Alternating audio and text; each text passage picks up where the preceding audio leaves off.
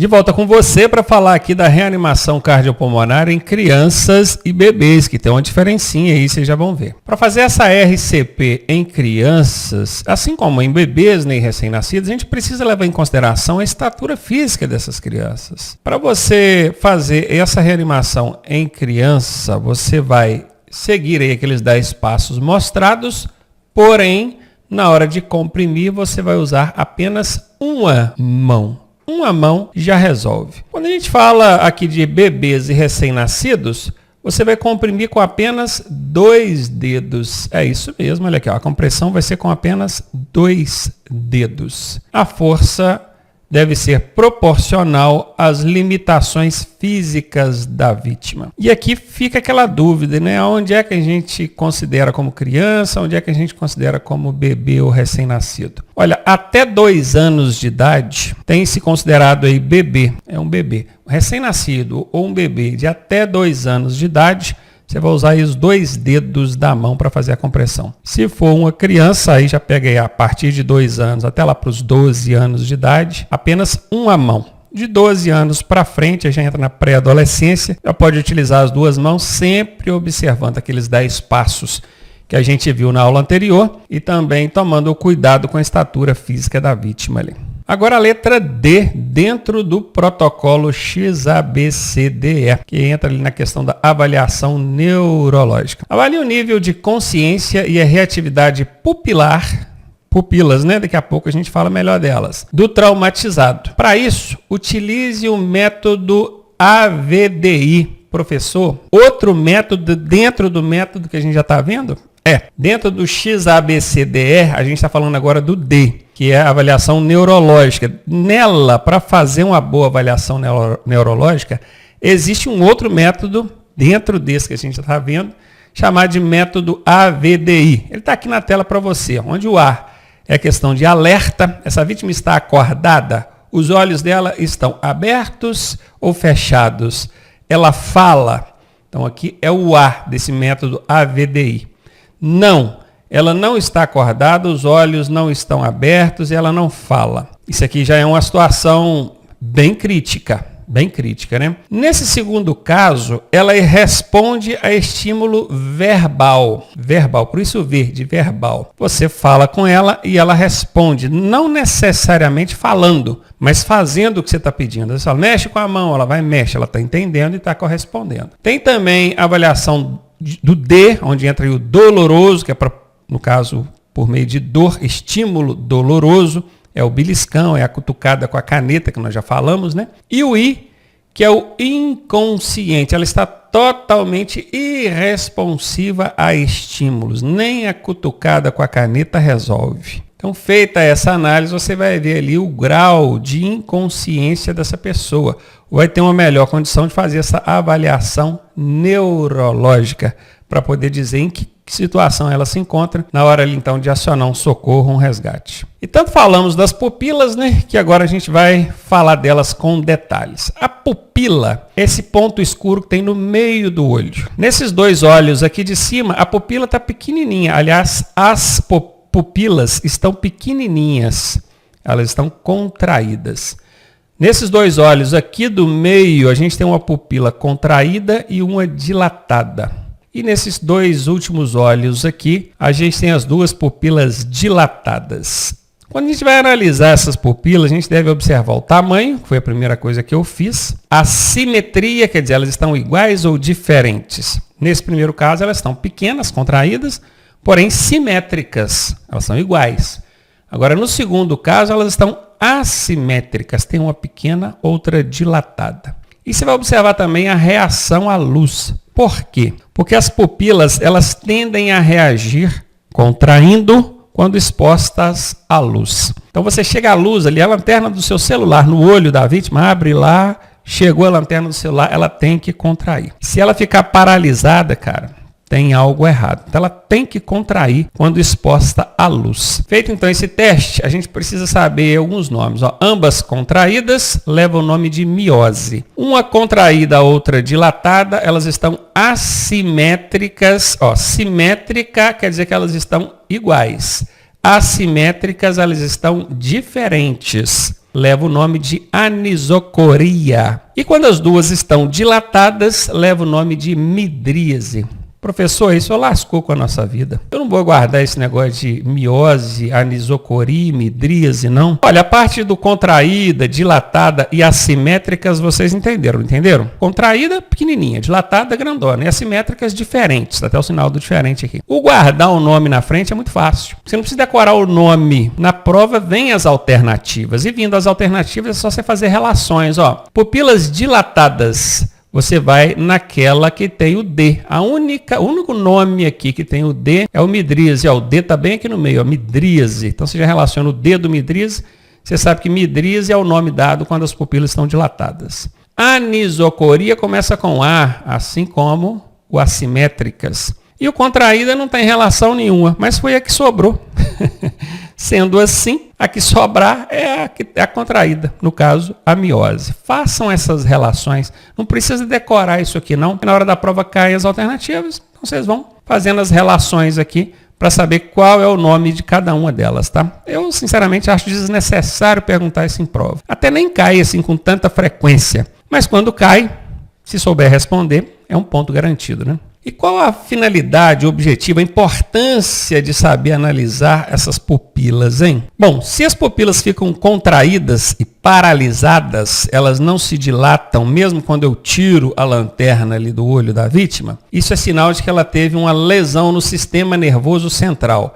SNC é Sistema Nervoso Central. Isso aqui provavelmente tomou alguma pancada na cabeça, algum trauma e comprometeu então os comandos do cérebro para o restante do corpo. A utilização de drogas também pode provocar essa paralisação das pupilas contraídas. Só prestando atenção no seguinte, o consumo de bebida alcoólica, se o cara estiver embriagado, a tendência é que as pupilas fiquem dilatadas. Dilatadonas, todas duas. A maconha, por exemplo, é um tipo de droga que também deixa as pupilas dilatadas, que dá aquela sensação de embriaguez, né? Agora, drogas estimulantes, igual cocaína, LSD, outros tipos de drogas, as pupilas vão ficar contraídas e paralisadas.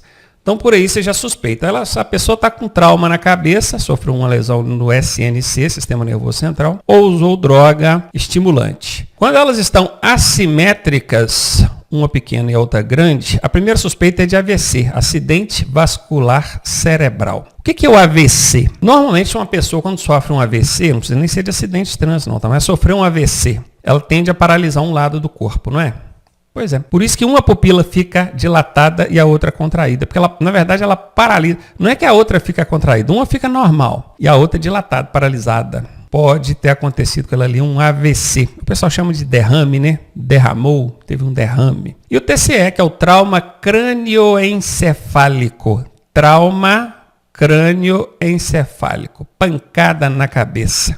E no caso da midríase, pode acontecer anóxia ou hipóxia. Esse óxia aqui é de oxigenação. Oxigenação aonde, professor? No cérebro. No cérebro. O hipo, nós já aprendemos que o hipo é baixa oxigenação no cérebro por conta de falhas circulatórias, sangue, hemorragia, certamente. E o anóxia, meu amigo, já é ausência total de oxigenação no cérebro. O hipo é baixa.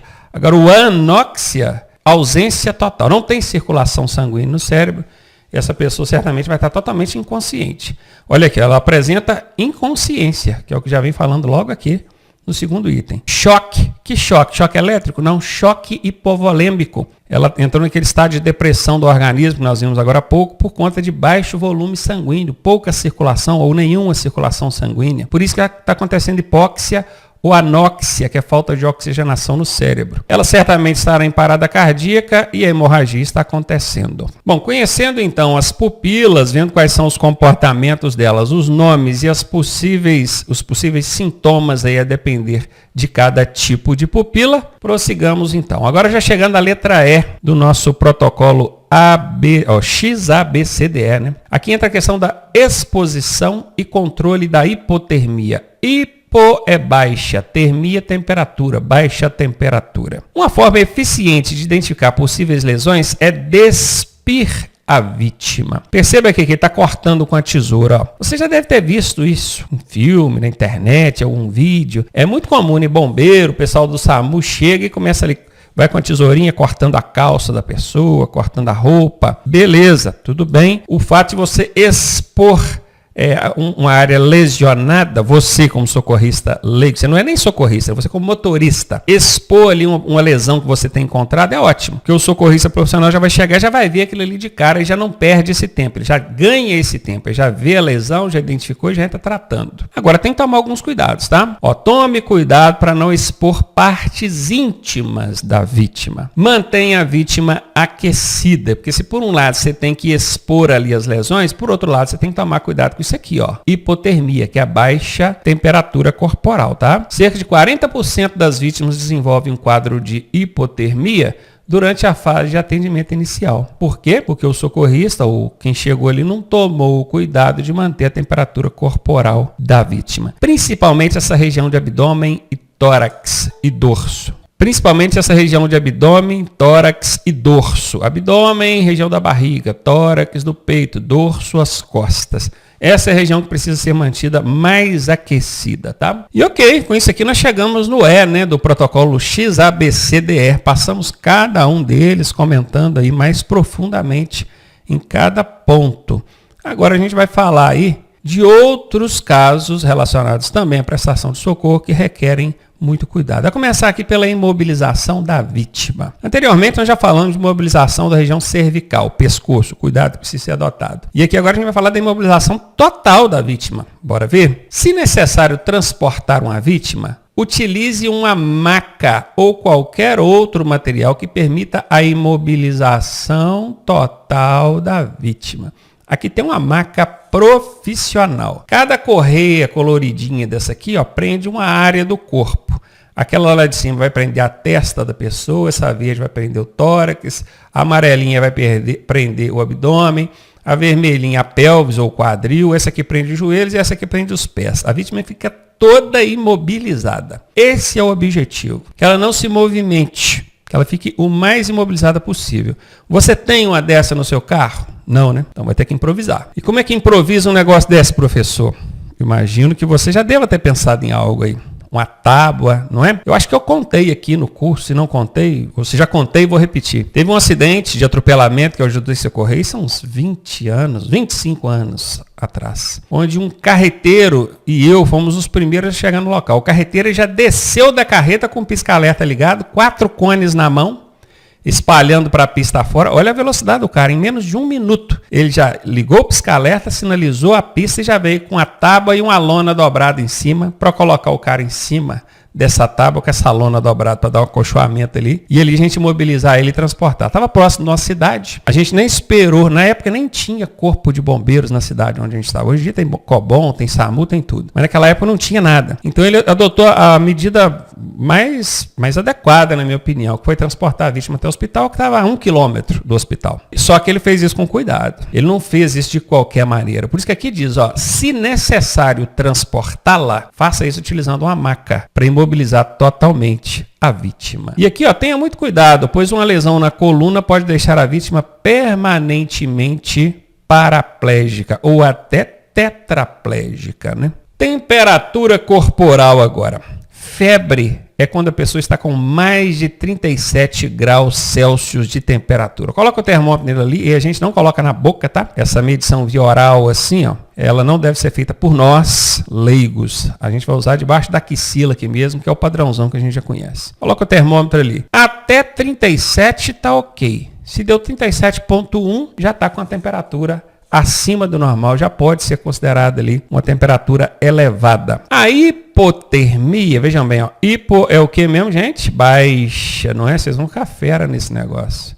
Baixa temperatura, quer dizer, menos de 36. Vejam bem, com 36 está ok. Menos de 36 é que é considerada hipotermia. O que fazer em cada caso desse? No caso de febre, desagasalhe a vítima. Desagasalhar é o contrário de agasalhar. O que é agasalhar alguém? Coloca uma blusa, um cobertor, manter ela agasalhada. No caso de febre, você tem que desagasalhar a vítima, retirar a roupa da vítima, deixar ela o mais exposta possível. E isso, assim, acaba causando um desconforto na vítima, porque quem está com febre sente frio. Não é que está fazendo frio. Às vezes o ambiente está na temperatura normal, mas ela está com a temperatura corporal muito alta, então o ambiente torna-se frio para ela, parece frio para ela. Então, se você olhar por ela, ela quer ficar agasalhada. Só que olha o problema. Se a temperatura corporal está elevada, o que a gente tem que fazer? Abaixar. Se você agasalha uma vítima dessa, você coloca um cobertor nela, o que você está fazendo? Você está mantendo a temperatura corporal ou até aumentando.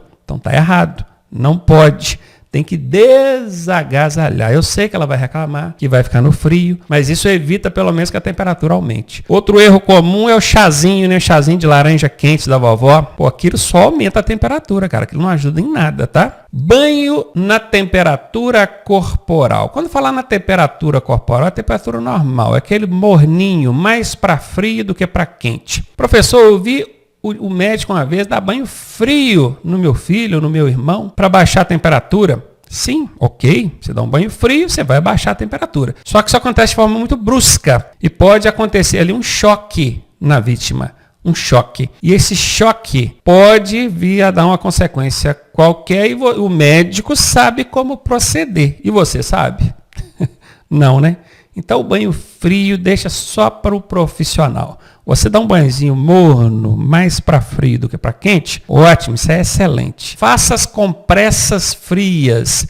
Compressa é aquele pano molhado em água fria. Aí você pode colocar na testa, no pescoço, nas axilas, aonde você conseguir colocar ali. Tem umas pegadinhas que o Detran põe que não vejo sentido nisso, mas coloca. Quer ver, por exemplo? Eles colocam uma alternativa lá assim. Seque a axila da vítima para aplicar compressa fria, úmida e fria. O que é a compressa fria? É uma compressa molhada em pano frio, em água fria. É um pano molhado em água fria. Ela está encharcada de água fria. Para que você vai secar a axila da pessoa para molhar depois com pano? Não faz sentido. O secar a axila é um procedimento adequado antes de você colocar o termômetro para medir a temperatura. É procedimento correto que você seque a axila da vítima. Agora, secar a axila para colocar um pano molhado ali debaixo é enxugar gelo, né, gente? Então, cuidado, porque o Detran acaba misturando duas informações verdadeiras que viram uma falsa. No caso de temperatura baixa, aí sim, aí você vai agasalhar a vítima. É para botar blusa, cobertor, cachecol, touca, o que tiver na reta. O que não pode é aquecer a vítima só com calor externo. Você chega perto de uma lareira, da mesma forma que a temperatura corporal alta, você dá um banho frio, acontece aquele choque térmico. No caso dela com a temperatura baixa, você chapa nela aqui um fogo de lareira, aquela coisa quente, também pode acontecer o choque térmico, sacou? Então por isso que não é adequado essa exposição a calor externo. Um calor ambiente controlado, tudo bem. Longe da lareira, ok. Mas pertinho, não. Mantenha lá, ou seja, mantenha a vítima aquecida. Obviamente, você não vai dar bebida alcoólica. Então, uma dose aqui de conhaque, que ó, esquenta, uma pinguinha boa aqui. Não, né, gente? Bebida alcoólica de jeito nenhum. Em nenhuma hipótese ofereça medicamentos ou bebida alcoólica. Bebida alcoólica eu já falei, né? Medicamentos, vamos reforçar aqui agora. É muito comum em casa, alguém com febre, a gente dá para ele um antitérmico, que chama, né? Esses medicamentos domésticos comuns, não vou falar nome para fazer propaganda para ninguém. Pois é, esses antitérmicos comuns, você usa em quem você conhece, já sabe que usa, não tem problema nenhum. Parece um medicamento inofensivo, cara. Mas eu tenho um colega que quase morreu porque ele era alérgico a um tipo de medicamento desse. Esses domésticos aí que você conhece, que parece que não faz mal a ninguém. Deram um medicamento daquele para ele. Cara, ele foi ficando vermelho, daqui a pouco foi dando mancha, empolou todo, foi parar no hospital, não resolveu, foi para UTI, quase morreu. Quase. Por causa do medicamentozinho doméstico, que a gente toma ele ali em gotas, ele rindo. Nenhuma medicação deve ser oferecida à vítima de acidente de trânsito. Nenhuma, guardou isso? Anote isso, ó.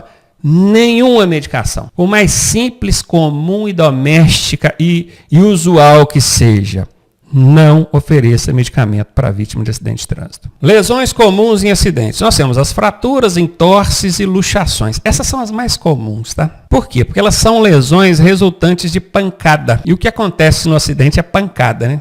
Bateu, dá-lhe pancada. Nesse primeiro caso aqui, fratura, aconteceu o rompimento do osso. Nesse segundo caso, aconteceu um entorse, ó, vejam bem, ó, torceu aqui, compromete a parte de ligamentos, não necessariamente a parte óssea, mas a parte de cartilagens ali e ligamentos são comprometidos. Jogadores de futebol, atletas de um modo geral, jogadores de vôlei, basquete, sofrem muito com isso. E a luxação é quando o osso não quebra, mas se desloca da posição natural. Nesse terceiro caso aqui, ó, um profissional qualificado consegue identificar qual osso se deslocou, a posição dele voltar para o normal. Agora você, leigo, jamais vai tentar voltar um osso para o lugar. Principalmente, eu já vi isso acontecer. Às vezes a pessoa acha que foi só uma luxação, que o osso só deslocou do lugar, e na verdade aconteceu ali uma fratura fechada, onde o osso só trincou. No que o espertalhão tentou mexer para voltar para o lugar, aí ele deslocou aquela fratura, o osso perfurou a pele e aí virou uma lesão externa, com sangramento, rompimento de artéria. Comprometeu muito a vida da pessoa. Uma besteirinha. Então, cuidado com isso, tá, gente? Para de querer ficar acompanhando pato, que você vai morrer afogado. Tô brincando. Então, fratura é quando o osso quebra. Entorse é quando acontece isso aqui. Lesão no ligamento ou cartilagem. E luxação é quando o osso se desloca da posição. O que fazer? Imobilizar. Tem caixa alta. O que é caixa alta? Letras maiúsculas, garrafais, bem grandes. Faltou só colocar aqui vermelho e piscando, que é para nunca mais você esquecer. Em qualquer uma dessas lesões, o que você vai fazer é imobilizar. Você não vai mexer e não vai permitir que ninguém mexa, nem mesmo a própria vítima. Aplicar gelo ajuda, porque o gelo evita o edema, que é o inchaço. Aplicar paninho quente em água de sal ajuda a inchar e doer. Então essa receitinha da vovó não funciona não, tá? Você já viu o jogador de futebol, torceu lá ou tá com alguma lesão, ele sair lá do lado de fora e botar pano quente nele? Não, né? É só bolsa de gelo. Vocês já viram isso? Vocês já viram. Quem assiste futebol aí sabe disso. Nesses tipos de fraturas, então, nós estamos falando agora de fraturas. Ó, volta cá, ó. Aqui nós tínhamos fratura, entorse e luxação, né? No caso da fratura, nós temos fraturas fechadas e fraturas abertas. Se você perceber, uma fratura fechada ela pode ter múltiplos tipos, oblíqua, cominuta, espiralada, mas isso que está aqui embaixo não vai perguntar na sua prova, tá? Prenda-se ao que está aqui em cima. Fratura fechada é aquela onde há a trinca ali no osso, há a fratura no osso, porém esse osso não rompeu a pele. Já a fratura aberta, o osso rompe a pele. Fica exposta. Uma fratura aberta, ela é exposta. Você vê o osso do lado de fora da pele. O grande problema disso é que, além de lesionar músculos e tecido epitelial, que é a pele, ele pode romper ali também uma artéria. Se rompe principalmente pro lado de dentro aqui. O lado de dentro tem uma artéria que chama femoral, que se romper ela, meu amigo, é caixão, tá? Tem que tomar muito cuidado com isso. Então, não tente recolocar um membro lesionado na posição natural. Nós já aprendemos isso. Você não vai tentar recolocar membro na posição natural. O que você vai fazer? Você vai imobilizar. Essa é a ordem. Não aplique nada quente. Gelo pode, professor? Pode. Beleza. Fratura fechada, como é que trata ela? Quais são os procedimentos? Imobilize a região afetada. Imobilize. Imobilizar. E para fazer isso, você vai prender em pelo menos 4 pontos. Prender em pelo menos 4 pontos. Como é que eles imobilizam a fratura quando você chega lá no hospital? Gesso, né? Eles passam ali uma bandagem, que é aquela faixa, né? Com gesso. Aquilo endurece e pronto, fica lá numa posição só, não consegue mexer. Fica aí 30, 40 dias com aquele gesso. Aquele gesso tem remédio, por isso que o osso cola. Não, o gesso não tem nada. Ele só imobiliza, ele não deixa você movimentar, fica paradinho. E paradinho o osso vai e regenera. Então o imobilizar não precisa ser com gesso, não. Tanto que tem gente que não usa o gesso. Ele compra aqueles imobilizadores que ele consegue tirar para tomar um banho, colocar. De certa forma não é tão bom quanto o gesso, porque o imobilizador ele acaba tirando às vezes, mesmo que seja para tomar um banho. E aí acaba movimentando ali com o braço ou o membro lesionado. Mas enfim, você pode usar ali um pedaço de papelão, um pedaço de ripa de madeira, qualquer coisa. Põe aquilo ali no braço da pessoa e prenda em no mínimo 4 pontos. Vejam aqui, ó. 1, 2, 3, 4. Como é que funciona isso? Esse camarada aqui, certamente a lesão dele foi nessa região aqui, ó. Aqui, ó. Por quê? Porque a gente tem que prender abaixo da fratura e acima da fratura. E tem que prender também na articulação acima da fratura e na articulação abaixo da fratura. A articulação é a do cotovelo, né? Basta que vocês saibam disso. Tem que imobilizar, pode improvisar um material rígido qualquer, e ele vai prender no mínimo 4 pontos. Abaixo da fratura, abaixo e acima da fratura, né? E também na articulação. A articulação aqui é a do ombro, ó, acima da fratura, e na articulação abaixo da fratura. Aplique gelo para amenizar a dor e o inchaço. Improvise uma tipóia para o apoio do membro lesionado. No caso do braço, a tipóia aqui, ó, pegou um pano em triângulo, passou ali no pescoço, apoiou o braço da pessoa, pronto, resolveu, tá aí. Tá feita a tipóia. Olha o gelo aqui, ó, a bolsinha de gelo. E quando a fratura for aberta, professor, o que é que muda? Procedimentos. Faça curativo sobre o ferimento. Então tem que cobrir isso aqui, porque tem sangramento, tem perda de sangue. Se você não conter o sangramento, isso pode virar uma hemorragia, um caso mais grave. Além de deixar aquela lesão exposta, né, a micro-organismo, poeira, ao ar que seja. Aquilo ali já pode infeccionar, pegar algum agravante ali. Então joga um pano limpo ali por cima, faça o curativo.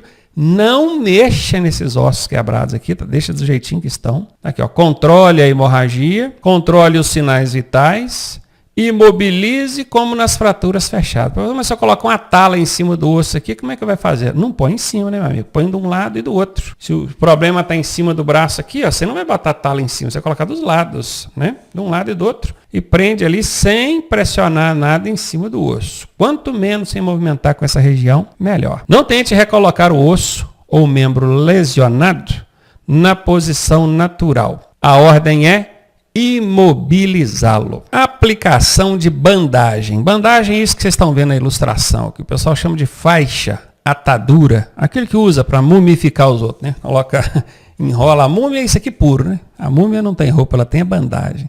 Como é que aplica isso, professor? Tem alguns procedimentos.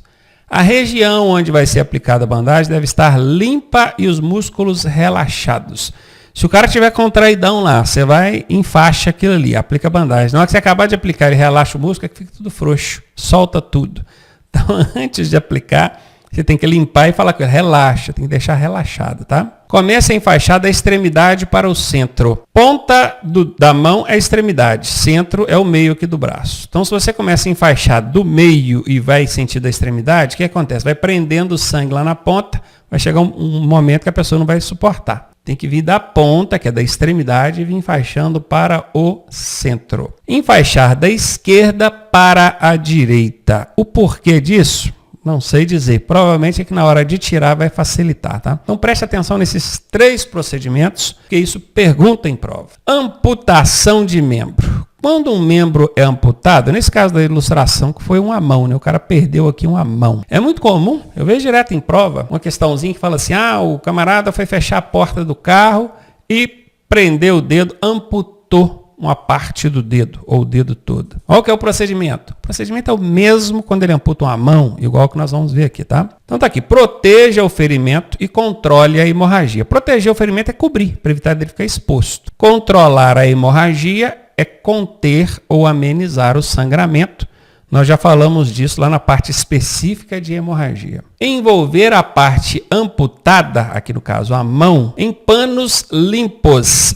Panos limpos. Colocou em pano limpo, em seguida você vai colocar dentro de 2 sacos plásticos, olha que interessante, e levar junto com a vítima para o hospital. O que ele fez? Depois de colocar em 2 sacos plásticos, ele colocou essa parte amputada no gelo. O gelo é ótimo para conservar ali a vida daquele membro, né? Se é que a gente pode dizer assim, a vida, as condições vitais daquele membro lesionado. Na hora de reimplantar vai valer. Ele é bom por causa da baixa temperatura. Mas se você colocar a parte amputada direto no gelo, aí dá ruim. Não pode. Por isso que aqui ainda fala, coloque dentro de 2 sacos plásticos, que é para garantir que não vai entrar água gelada ali e ter contato com o membro fraturado. Essa sacola não pode ser furada. Coloque dentro da sacola, prende bem a boca dela e para garantir, coloque dentro de outra sacola, amarra bem e aí coloque no gelo. Contato direto com o gelo não pode, você já aprendeu. E por fim, só chamando aqui a atenção, né? Não coloque a parte amputada em contato direto com o gelo. Pronto, é isso aí. Queimaduras agora. São lesões produzidas nos tecidos de revestimento do corpo e podem ser causadas por, bora ver, agentes térmicos, produtos químicos, eletricidade, radiação. A queimadura pode ser de primeiro, segundo e terceiro grau. Bora ver isso aqui? Agentes térmicos, fogo, produtos químicos, pensar aqui, a cal, né? A cal, por exemplo, é o produto que queima. Qual outro? Que soda também, soda cáustica. Eletricidade, alta voltagem, vai provocar queimadura. E radiação do sol, por exemplo. Então aqui nós demos um exemplo para cada um. Lembrando que tem queimadura de primeiro, segundo e terceiro grau. Ah, professor, de terceiro grau é mais grave? Nem sempre. Uma queimadura de primeiro grau no corpo todo é mais grave do que uma queimadura de terceiro grau só na mão. Então não é o grau da queimadura que define a sua gravidade. A gente já vai ver o que define a gravidade da queimadura agora. A gravidade de uma queimadura é calculada considerando 4 aspectos. Considerando-se 4 aspectos. Grau da queimadura, se ela é de primeiro, segundo ou terceiro grau. Localização da queimadura, aonde é que aconteceu, a região de cabeça, genitálias e vias respiratórias, o negócio é mais complicado. A idade da vítima, a percentagem da área atingida. Percentagem é a quantidade. Esse SCTQ significa superfície corporal total queimada. Então são esses 4 aspectos que, avaliados conjuntamente, vão definir a gravidade da queimadura. No slide anterior eu falei que existe queimadura de primeiro, segundo e terceiro grau, mas não expliquei como é que é cada uma, né? A queimadura de primeiro grau ela é superficial, causa só vermelhidão. Se você ficar exposto ao sol durante muito tempo, você vai ficar vermelho, aquilo é uma queimadura de primeiro grau. A queimadura de segundo grau ela já provoca bolha.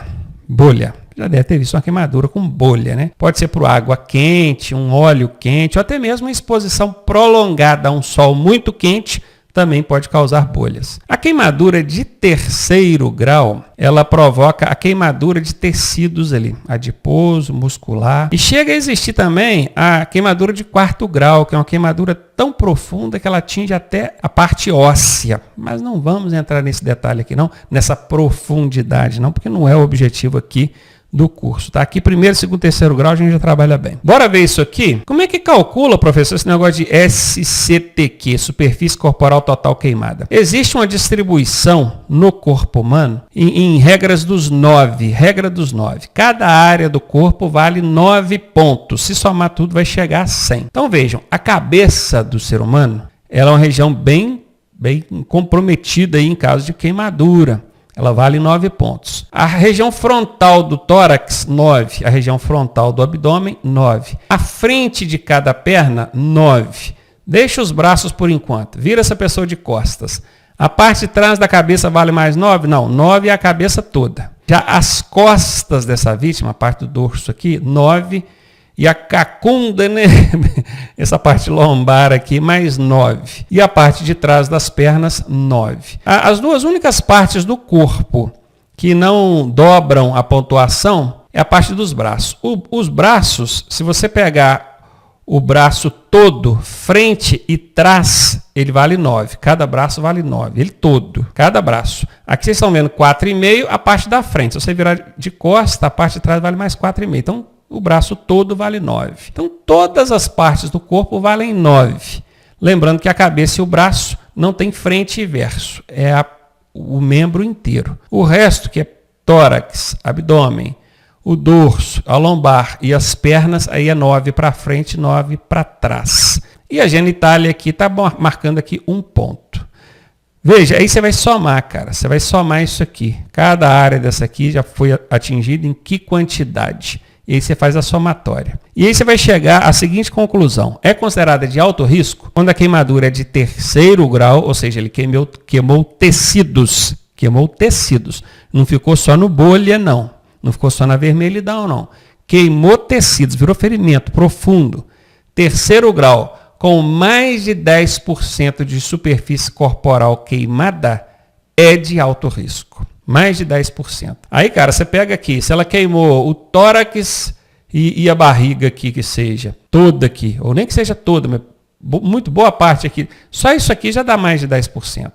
Só nessa região aqui, você teve aí terceiro grau, é alto risco. Quando chega na primeiro e segundo grau, uma lesão de menor grau, vai ser altamente comprometedor quando a superfície corporal total queimada for maior que 25%. Aí você já sabe, né? Vão somando aqui, ó, 9, 9, somou lá, passou de 25%, é primeiro e segundo grau, alto risco. Na face, nas vias respiratórias e nos órgãos genitais, também é de alto risco, independentemente do grau da queimadura, tá? E por fim, crianças e idosos. Nesses casos, sempre a gente deve considerar como de alto risco. Aprendendo então como é que funciona essa questão da gravidade da queimadura e aprendendo a calcular isso aqui, usando essa tabelinha, a gente já pode dizer lá no primeiro socorro, no socorrista profissional, né? Só tem vítima com queimadura de tal situação, terceiro grau com mais de 10% de SCTQ, ou superfície corporal queimada.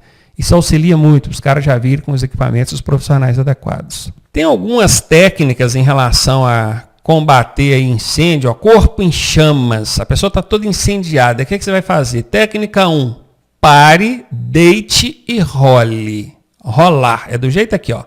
Não sai correndo não, que quanto mais você correr, mais fogo vai pegar. Então para, deita no chão e rola. Conforme as partes do seu corpo vão pegando no chão, elas vão apagando, tá? A técnica número 2 é a técnica do abafamento. Você vai pegar um cobertor, até uma lona mesmo, e abafar. Isso é bom que seja feito por mais de uma pessoa, tá? Que 2 pegam do lado de cá, 2 do lado de lá desse cobertor, dessa lona e abafa. Olha o que esse cara está fazendo. Ele se projetou sobre a vítima em chama. Ele está correndo o risco de também ser incendiado. O ideal seria que tivesse 2 pessoas do lado de cá, 2 do lado de lá, e abafar. Tem que bater mesmo com a coberta em cima da região queimada. Ele, conforme vai abafando, vai apagando. Errado, que não pode de jeito nenhum, correr. Aí, ó, quanto mais corre, pior fica. Retire a roupa nas partes atingidas pelo fogo, sem puxar as partes onde colaram. Está aderido. Ó, pegou fogo, colou aqui no meu braço. Eu vou puxar, vai arrancar a pele, vai virar uma ferida. Então não faça isso. Ali você vai recortar em volta e pode tirar o restante da roupa. Onde aderir, onde colar, deixa. Retire materiais que possam apertar em caso de inchaço. Lembrando que edema é inchaço. Que materiais são esses, professor? Anéis, pulseiras, braceletes. Uma coisa é certa. A pessoa que sofreu queimadura, ela vai inchar aquela região onde aconteceu a queimadura. Vamos supor que ela queimou a mão. Se você não tirar a aliança dela ali, depois para tirar vai ter que cortar a aliança e mesmo assim vai ferir a pessoa, vai machucar ela. Então tire antes de inchar. Queimaduras térmicas. Se possível, lave a região com soro fisiológico. Seria o melhor dos cenários, né? Mas considerando que dificilmente você vai ter soro fisiológico para lavar essa região, você vai manter sob. O que é sob? É debaixo d'água, para amenizar a dor. A água é ótimo, porque ela praticamente elimina a dor. Só que na hora que você tira a água, volta a doer. Então você pode tiver uma torneira ali, pode colocar a mão, a região que estiver queimada debaixo da torneira, ótimo, não tem problema. Cubra a queimadura com algo não aderente. Se você colocar um pano, uma gaze que seja, em cima de uma queimadura, a umidade da queimadura tende a ser absorvida por essa gaze, esse pano, aquilo vai grudar ali e depois, meu amigo, para tirar é um Deus nos acuda. Contudo, cobrir a queimadura com plástico, esse plástico fininho, pode ser sacola de supermercado, seria recomendável porque não é limpa, né?